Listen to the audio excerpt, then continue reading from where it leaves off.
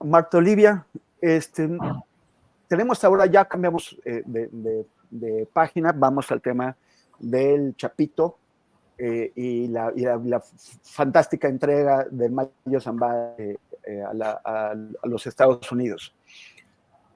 ¿Cómo se ve? Tú estás en Tamaulipas, pues conoces muy bien la situación de la frontera de México, estas relaciones que hay entre los cuerpos policíacos de ambos lados, entre los grupos criminales que hay también en ambos lados. ¿Cómo se ve todo esto que ocurrió con este vuelo también tan misterioso y tantas cortinas de humo y cosas que no acabamos, versiones contradictorias? ¿Cómo lo están viendo desde la frontera? Fíjate que a mí me parece, y lo vemos como qué manera de enredar un hecho tan sensible como la detención o entrega voluntaria de uno de los líderes del narcotráfico más importante de las últimas décadas en México, con fuertes repercusiones aquí cerquita en Estados Unidos.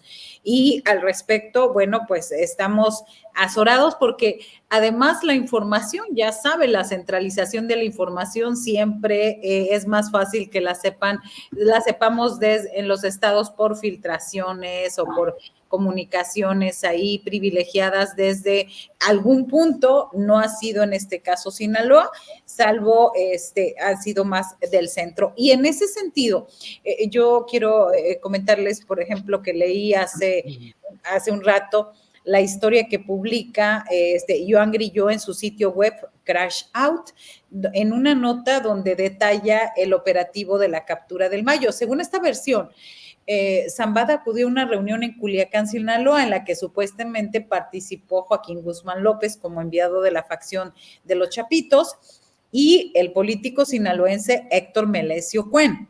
Guzmán, hijo del Chapo y ahijado del Mayo, planeaba traicionarlo y pactar con Estados Unidos.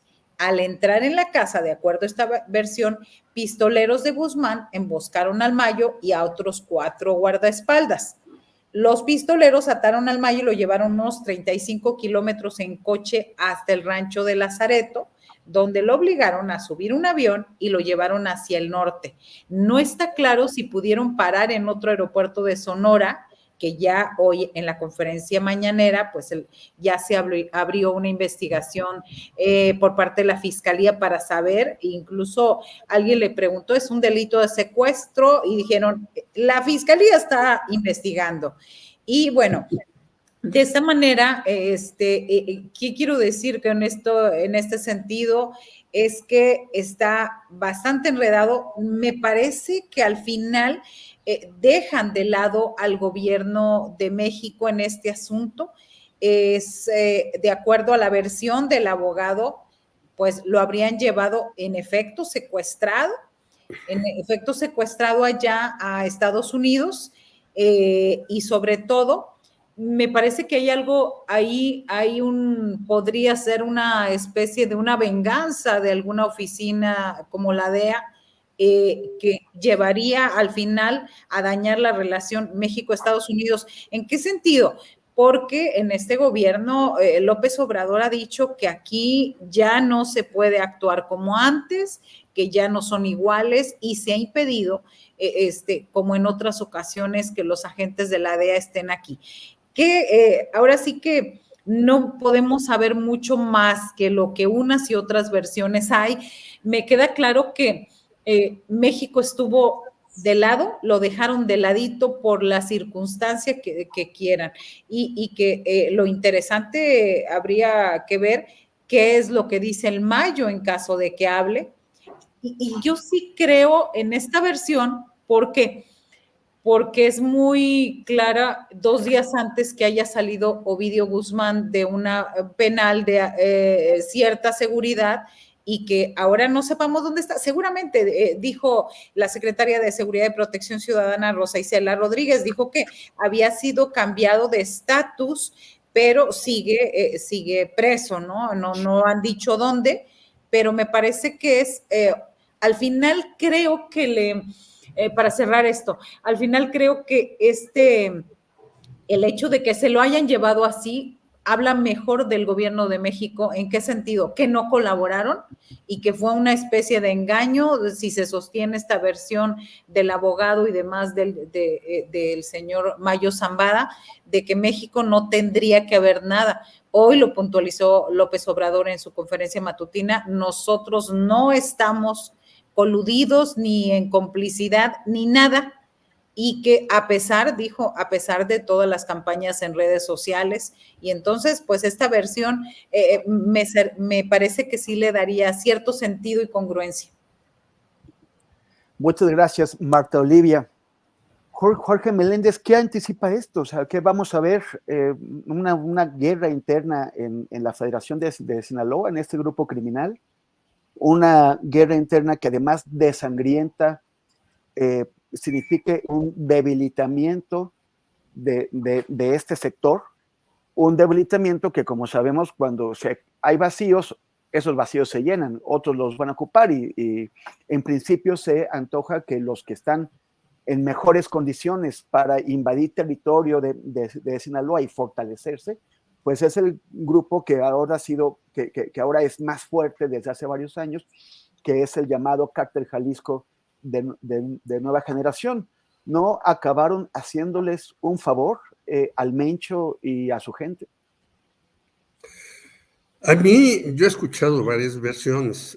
Una que me parecía correcta, la de Jesús Esquivel, que dio hace unos días, pero escuché la entrevista que le hiciste tú a José Reveles, que cita a Joan Grillo, como también lo plantea Marta Olivia, y en esta segunda, pues tú también señalaste en la entrevista que le hiciste a Pepe Reveles que se puede hablar de entrega y traición, y ya lo decía el propio Mayo Zambada.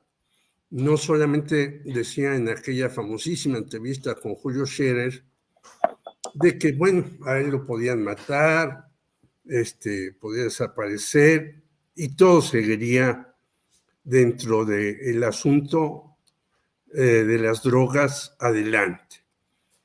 Y creo que hay muchos también huecos por llenar, no solamente en el caso de los 43, sino en este asunto. Y tal vez la versión de Joan Grillo y demás sea la correcta, porque aquí está también metido un señor que era importante en la Universidad Autónoma de Sinaloa y en el Partido Sinaloense Independiente, Melesio Cuen, que está peleado o estuvo peleado porque ya lo asesinaron con Rubén Rocha Moya, el inepto gobernador de Sinaloa. Así pues, es un cóctel bastante complicado. Y el propio Pepe Reveles decía, bueno, sí, pero esto no desarticula, a pesar de que el Mayo Zambada haya sido el hombre que más de 30 años anduvo ahí sin ser detenido, no desarticula los diversos grupos sinaloenses que hay, desde el de Caborca hasta que está ligado a Caro Quintero, hasta el del Guano, hasta los hijos de el Chapo Guzmán, los Chapitos. Sin embargo, bueno, estos grupos están peleando entre sí y aparentemente el del Cártel de Jalisco Nueva Generación está sin mayores dificultades, pero recordemos que también, como en el caso del Mayo, se habla que el Mencho tiene problemas gravísimos, como los tenía el Mayo, y se le ve de aquel hombre como Roble que aparecía en las fotografías de Proceso, pues se le ve a un hombre muy menguado, no solamente por la diabetes, sino ahora dicen que por el cáncer. Y lo que habrá es, a mi parecer, una disputa por los territorios mayor, porque tampoco el Cártel de Jalisco Nueva Generación es un cártel sólido en donde la voz del Mencho es la que predomina. No, hay ahí también una serie de broncas internas que no las sabemos con precisión, pero que están peleando territorios. Y en Chiapas hay una prueba tremenda ahora con el éxodo de chiapanecos a Guatemala, algo que no habíamos visto. Incluso en la época de López Mateos se hablaba, yo recuerdo, era pequeño, pero se decía, qué bueno que el ejército mexicano no ha declarado la guerra a nadie, porque si le declara la guerra a Guatemala, Guatemala le gana, porque allá ya se iban formando los caiviles y todos sus tipejos que son muy violentos. Por lo tanto, yo creo que este es un asunto también a resolver en los próximos días, cómo fue este asunto, pero también nos remite al caso del famoso Kiki Camarena y en 1990 que se llevan a un médico, Humberto Álvarez Machain, y que lo regresan 2 años después y ni siquiera le dicen usted perdón. Los miembros de la DEA entonces. ¿Quiénes fueron los que operaron todo esto desde Estados Unidos? Pues no lo sabemos. Lo único que me queda claro, y lo decía Pepe Rebeles en la entrevista que le hiciste, que esto es un golpe para Donald Trump y un respiro para Kamala Harris y Joe Biden, que pueden presumir que ya detuvieron al principal narcotraficante mexicano que hace 30 años ni siquiera pisaba la cárcel, y qué harán con él, pues no lo sabemos. Y qué cantará él, tampoco lo sabemos. Y qué dirá Joaquinito, tampoco lo sabemos. Pero lo que sí sabemos y que me irrita gravemente es que todo se ve hacia México. Pero no hay que olvidar que en Estados Unidos ya está libre el Vicentillo, ya está libre el LIC, ya está libre el Minilic, y ya están libres como 25 narcotraficantes mexicanos y andan con dinero y paseándose por Estados Unidos. ¿Por qué Estados Unidos, cuando extraditamos o extradita México a alguien, le saca la sopa y luego los deja libres y les da parte del dinero que han acumulado matando, traficando drogas y haciendo estropicio y medio incluso en Estados Unidos? Hay que preguntarse eso también con los estadounidenses, que ellos aparentemente quedan impolutos. Muchas gracias, Jorge. Salvador Frausto, ¿y cómo queda entonces México en su relación con Estados Unidos? ¿Tú ves una afectación? Marta Olivia pone el elemento de que el no haber sido cómplices pues, de lo que es un secuestro, y además un secuestro para sacar del país a un ciudadano mexicano sin cumplir con los procesos judiciales que existen para eso, bueno, que en ese caso no queda tan mal el país, pero sí cómo queda en esta relación con Estados Unidos, en donde para variar volvemos a convertirnos como país en elementos de campaña electoral, de darles a un partido un éxito para pegarle al partido contrario en Estados Unidos. Sí, me parece que justo lo que señala Marta Olivia de la insistencia del gobierno mexicano de decir que no tiene nada que ver, que no participó en la captura o entrega eventual del Mayo Zambada, es una posición muy clara que le permite navegar al gobierno mexicano pues alejado de la tesis del secuestro, que es la que empieza cada vez a cobrar más fuerza no solo por lo que el Mayo Zambada, el abogado del Mayo, ha estado diciendo, lo poco que ha dicho en los tribunales estadounidenses, sino es lo que ha venido publicando distintos medios. Por ejemplo, mi compañero Ángel Hernández de Milenio consultó fuentes de seguridad en Estados Unidos y le plantean precisamente esta posición, que hubo una oferta a los 3 chapitos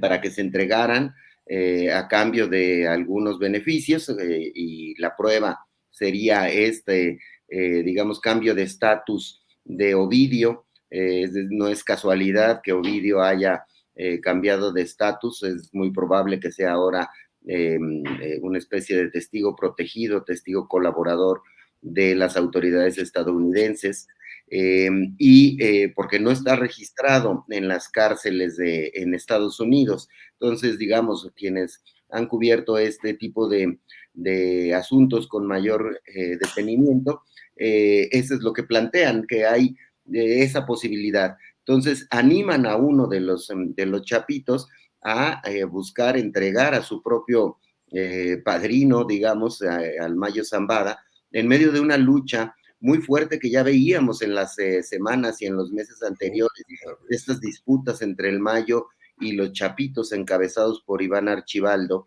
y el Guano, el hermano, uno de los hermanos del Chapo Guzmán, que había estado a nada, a punto de ser arrestado, y la había librado aparentemente por pitazos que daban los propios chapitos. Entonces hay una guerra que ya veíamos de meses atrás, que se había reportado en distintos espacios de los medios mexicanos y estadounidenses, por el control del cártel de Sinaloa, o por la Federación de Grupos de Sinaloa.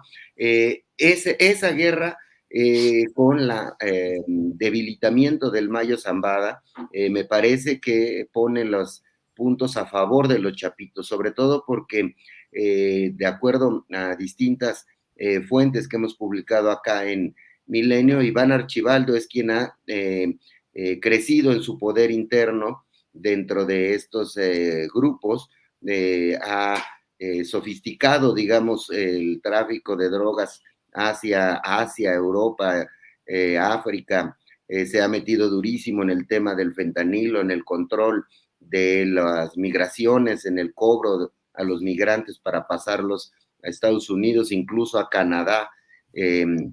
Entonces, esa recomposición es lo que estamos por ver.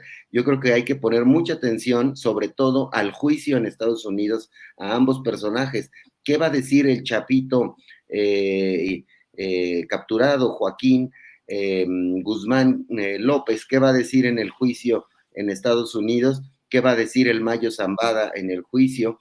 Va a sostener seguramente, como ya lo adelantó su abogado, esta teoría del secuestro y de que fue llevado allá contra su voluntad. Entonces, me parece que lo que vayan a decir es muy importante. Como vimos en el juicio del Chapo o de García Luna, se esperarían varias cosas. Uno, señalamiento a grupos políticos o a políticos en particular que los hayan protegido. Eso ya lo vimos en los casos que hemos visto en los tribunales estadounidenses. Dos, cómo está la composición del cártel y las luchas intestinas en Sinaloa. Es muy probable que salga a la luz allá. Y también sobre García Luna, ¿qué tipo de información van a entregar sobre este personaje que estuvo tan cercano al grupo de Sinaloa? Entonces, me parece que esta historia apenas estamos viendo la punta del iceberg, y que sí puede esperarse, y por eso vemos los movimientos de tropas hacia Sinaloa y hacia la frontera, porque la lucha por el liderazgo es el momento en el que seguramente se va a librar. Y sí, me parece que se anota un punto el gobierno de Joe Biden y sobre todo Kamala Harris en este momento, ya que como fiscal de California, y con eso cierro, ella fue especialmente dura para combatir al cártel de Sinaloa. En la revista digital Dominga contamos la historia del día que Kamala Harris le arrebató $10 millones al Chapo Guzmán a través de una incautación de un uno de los camiones fantasma que van sin pasajeros, pero cargados de cocaína en aquel 2016, cuando Kamala era fiscal de California, pero no solo ese, hubo muchos más decomisos contra el cártel de Sinaloa, lo siguió con mano dura, con mano de hierro, y me parece que eso la deja bien parada como una persona con energía de cara a las elecciones y con toda la preocupación que hay en Estados Unidos por el tema del fentanilo. Muchas gracias, Salvador Frausto.